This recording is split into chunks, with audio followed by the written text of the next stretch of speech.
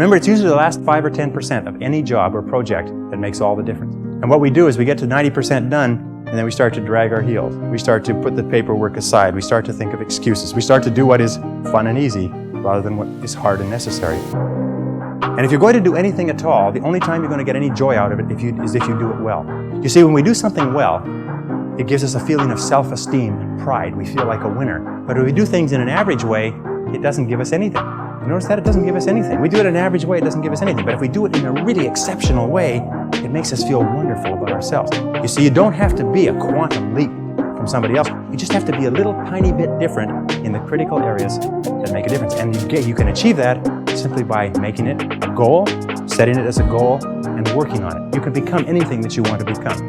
The harder you work, the better you get. The harder you work, the better you get. You know, in our society, there's a lot of controversy over why should I work so hard for my job? The fact of the matter is that less than 5% really succeed. That's less than 5% of the population really succeed at life. Of 100 people working today, only 1 will be wealthy when they retire. 4 will be financially independent. 15 will have some savings. 80% will be broke and dependent upon charities and pain. Only 1 or 2% of people in each generation really makes it in life. And in every single study, those people who make it are those who work hard, hard, hard. And if you think that it's hard to be successful, try being a failure. Try coming to the end of the trail with no money, dependent upon pensions, and you don't know what hard is until you try living like that. But if you work hard, the average self-made millionaire in America works 12 to 13 hours a day, works about 60 to 65 hours a week. I'll tell you this with regard to hard work, that in our society, you only work 8 hours a day for survival. Everything over 8 hours is for success. If you're only working 8 hours a day, you better have a rich uncle, or you better have somebody else who's going to take care of you, because 8 hours a day only gets you survival in our society. Because it's so competitive that somebody else is working 9, they've got an edge on you. Somebody else is working 10, they've got a bigger edge on you. Every hour over 8 that you invest is an investment in your future, is an investment in your success. And if you put in the hours over 8, whether it's studying or reading or working, if you put in the hours, it will pay off, and it will pay off in spades. It's like throwing seed in the ground. When you throw a seed in the ground, the plant that comes up is not just one seed, hundreds of seeds. There's a crop that you put in, but you must put the seed in the ground first. The market only pays excellent rewards for excellent performance.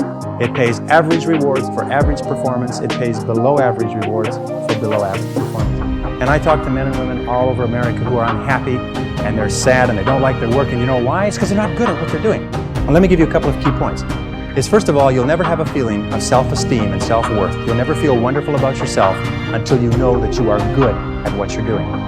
Number 2 is if you do not love your work enough to want to be the best at it, get out of it the way you would get out of a burning house.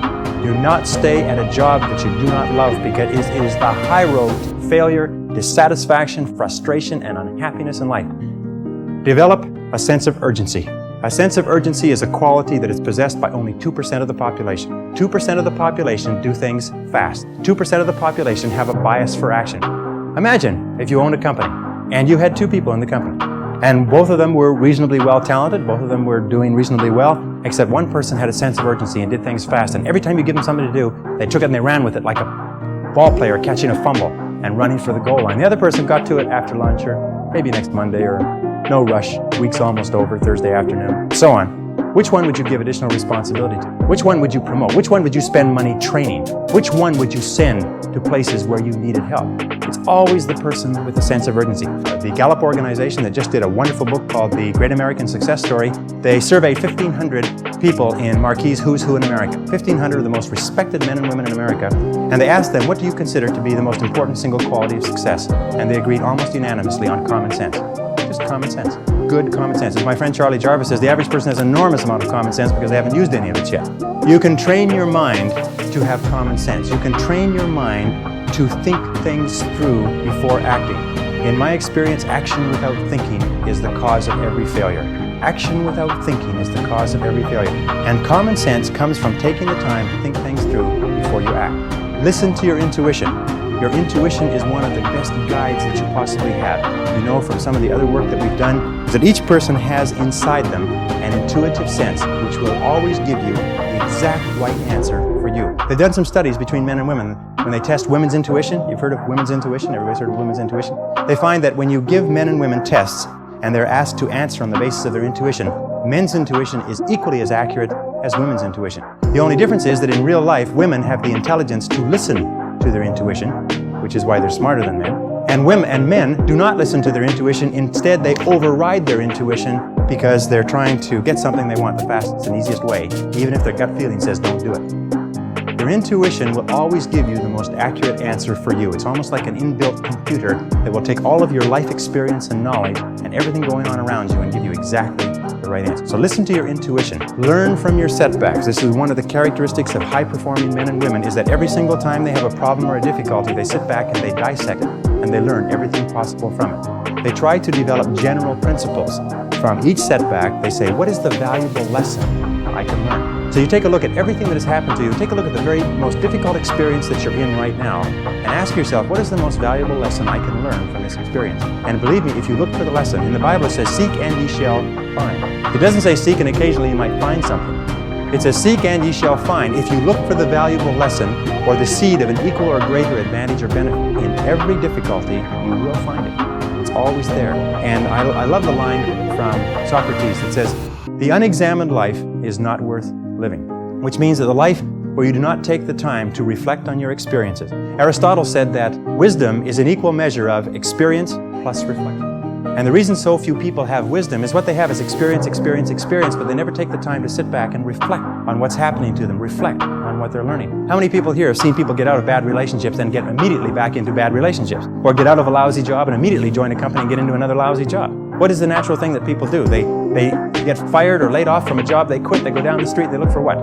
Another job exactly like it. The hallmark of creativity is curiosity. The hallmark of ignorance and stupidity is the cessation or stopping from asking questions. And I've worked with some of the brightest men and women in this nation, and I find that the smartest people of all, the ones that have the greatest education and the most experience, are the ones who ask the most questions. They ask questions almost as if they were children, but they never stop asking questions. They're very open and flexible, and they have the ability, once they learn a new piece of information, to drop what they're doing if the new information contradicts it and do something else. Do you know what most people do?